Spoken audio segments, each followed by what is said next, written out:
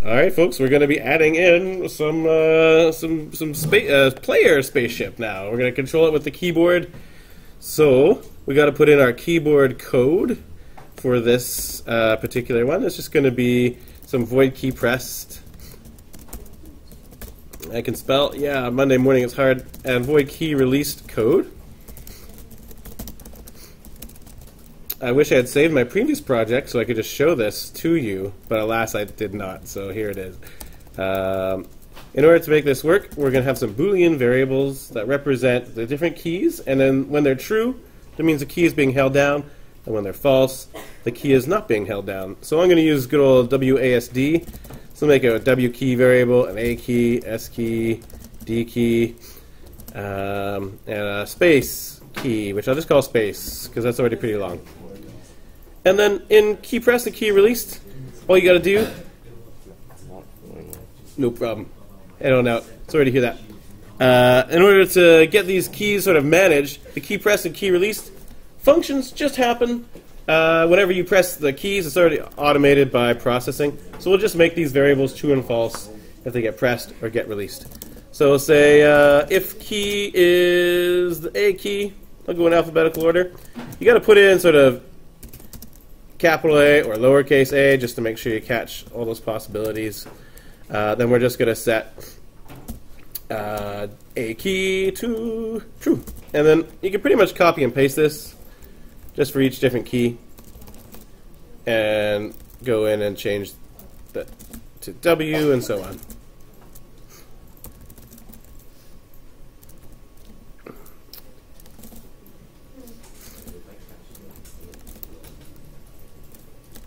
And I spelled WASD wrong, but that's okay. The order isn't important. So then I'm going to basically do the exact same thing for key released, except that I'll set the variables to false. And now, those variables at all times during this project, the truth of those variables represents whether the key is being pressed. So that's great. So in the starfighter class, we can go and make a starfighter class. Check it out, it extends game object. Super important. Every class we're going to make in this project will extend game object. I guess I shouldn't guarantee that. They might make something else, but probably going to extend game object, which means I don't have to give it a float x or float y or vx and vy. That's all sort of managed right here. But here's where I think a lot of people did go wrong when they made it. You do have to make a constructor. So we got to make a starfighter constructor. Here's, if you didn't get a starfighter, one of the most likely things is you forgot to do this. Alive equals true. If you forgot that, then by default, alive is false, and the spaceship would then die immediately. So don't forget to set alive to true for pretty much all of your future things, unless you want them to die immediately, which probably is not going to happen. X and Y, you just give them some default values. I don't know what that would be, height, minus 100, something like that. Probably not going to be moving at the beginning. And width and height doesn't really matter. You can choose those numbers as you see fit. Show function, I'm just going to use a rectangle right now, but please feel free to make it into something prettier. Although, who's to say a rectangle isn't pretty?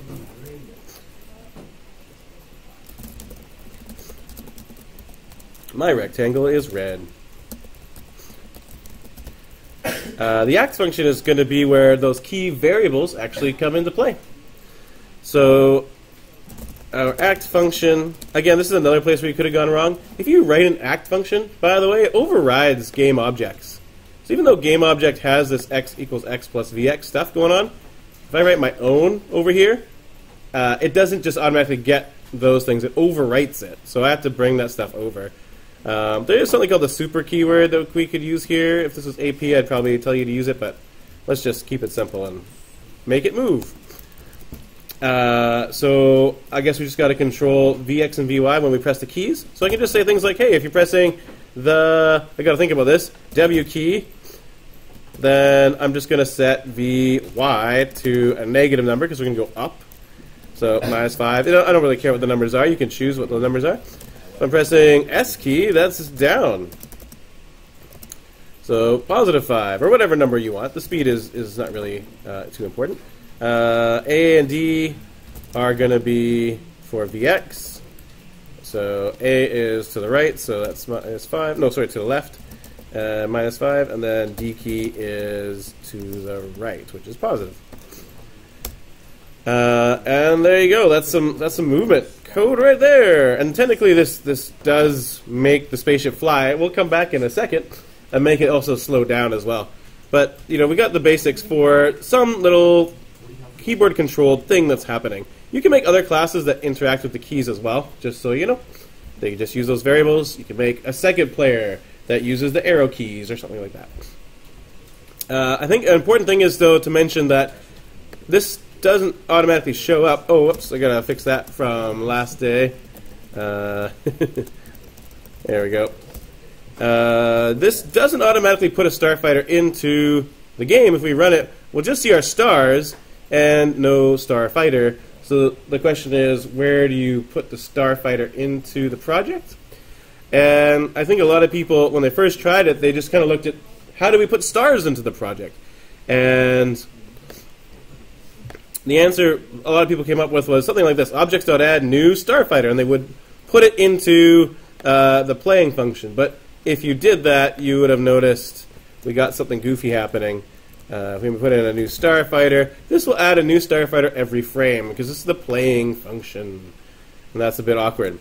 So we'd end up getting this kind of wacky situation where you get like all these spaceships that are flying around, all these copies of it. And as much as I can see some kind of interesting game involving cloning of your own spaceship, it's probably not what we want to do. We can also see that our number of objects is going to spike eventually to some ridiculous number that we can't handle, and that won't be good. So the answer is, don't put it into the playing function. Make your starfighter at the beginning. And actually, this is something that is brand new for everybody. So maybe just if you were just watching me record a YouTube video, or not watching me, actually is more important, then take a look up here. I think the answer we came up with last class was, after we make the list, I just put in this line of code here. So I said objects.add new starfighter. There is a problem with that, though, and that is that the starfighter is then lost to you in terms of your ability to access it. And so here's a change I'm going to make to all of you who are in the class right now. And if you're just watching the video for the first time, then hey, do it this way. So don't just say new starfighter. What you want to do instead is make a global variable that will hold the starfighter, and then instantiate that, and then add that to the objects list. And the reason you want to do that is because then you have a word to refer to the spaceship. So I'll show you what I mean. I'm going to make a starfighter variable. I'm going to call it player1. And the first thing I'm going to do after I make the objects list is I'm going to instantiate player1. Player1 equals new starfighter. And I got to spell that right. And then I'm going to add player1 to the list. So it's a couple extra lines of code. But the reason why this is better than just what we had a second ago, where I just said objects.add new starfighter, is because now I have the word player1, which any other class can use to refer to the player, the starfighter. So eventually we'll make spaceships that auto-target the starfighter, that shoot at it. Or maybe they like steer towards it. Or maybe they need to know that they're getting rammed by it. You know, you got ramming speed as an option. That way, all those other classes, they could just ask player1.x, player1.y, where are those things? Maybe they need to detonate themselves when they get close. So you could check the distance function, its distance to the player. So having this player1 variable is really helpful. We will not necessarily need to do this for everything. Every bullet and so on won't need a variable. But for something like this, player, that's going to be a central focus of the game, we should probably have that as a variable. So make that change. I recommend making that change for everybody. And there it is. So if I run this, we should see just a single spaceship, and it'll move around rectangle. It's not really a spaceship at the moment. Yeah, Kate, thanks for your question. Yeah? Oh, in the Star tab. Yeah. Sorry. So this was a mistake. I can't remember what happened. I was using the Microsoft Zoom tool or something, and I pressed equals too many times. So, that doesn't look right. This should be W. Yeah, sorry. I guess I messed it up a second time, and it's been recorded on YouTube for everyone to see again. But that's okay. I'm okay with mistakes.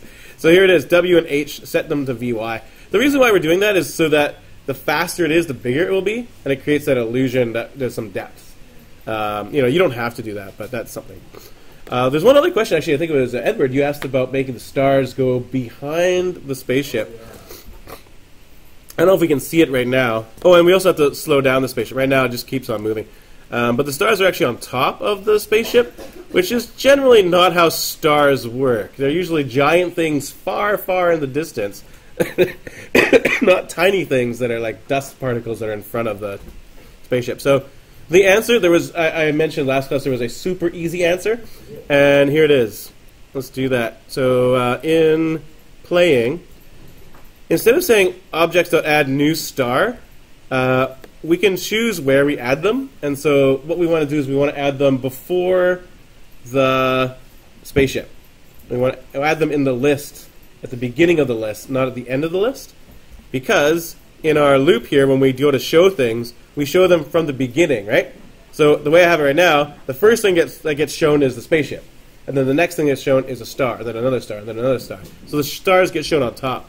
So what I'm going to do is I want the spaceship to be at the very end. So I'm going to add the new star, and you can actually tell it where to add it in the list. I think, I'll just double check. I can type 0, new star. It might be new star, 0, so I'll just check and see if that works. And the idea is that it'll add it at the beginning of the list so that the spaceship will be at the end. And then if you do that, looks like I did it the right order. You probably won't see it on my screen, but you'll see it on your screen, especially if you have a bigger spaceship, that the stars will now go behind because the spaceship's at the end of the list and gets drawn last. Hey, there we go. Okay, hey, adding in 2 characters made a big difference there, so that's always good. Last but not least, in case anybody had trouble with this, and actually this is new too, in my next block of beginning programming, we did that slowdown code together where we sort of multiply Vx by some number less than 1. And it turns out if you have all of it in one big if statement, then you can get some weird behaviors. So I'm going to suggest, and for the video and anyone learning it for the first time, I suggest that you degrade, is that the word? Decelerate is probably a better word, your Vx and Vy separately. And I'll just show you what I mean. So we're just going to say, hey, if you're not pressing the W key or the S key, we're going to slow down the vertical direction. So just separating these into 2 different statements. So say if you're not pressing W key and you're not pressing S key, remember the exclamation mark means not. So not S key means not pressing S key. And so on. Then I'm just going to take Vy and I'm going to multiply it by some number like 0.95. And that number is, the size of that number will determine how quickly it slows down. And it's pretty rapid. Like I think if you go below 0.9, like you barely even notice the difference. So it's not a linear scale, but that's going to kind of, when you let go of the keys, it'll slow down in the vertical direction. I'll do the same thing in the horizontal direction. Maybe I'll just put it all in one line just to keep it neat here so everyone can see it all at once. It's good to see the whole code in one screen. So if not A key and not D key, then we'll slow down Vx. So again, I'm just separating them into 2 separate, the horizontal and the vertical, just so that if I press left and then up, and let go of left, then the left velocity will slow down instead of it continuing to go in that direction. I think it'll just give a smoother ride for your spaceship. You can get some nice kind of drifting kind of maneuvers going on. Not quite enough, but I don't know. I think it feels good. There's a little weirdness there. I'm not too sure what that was, but that's okay. All right, so hey, there you go. That's the Starfighter, and that's what we did last class. So if you were away, I hope that helped out. And if you're watching this for the first time, I hope you enjoyed. And I'll stop the video. Bye.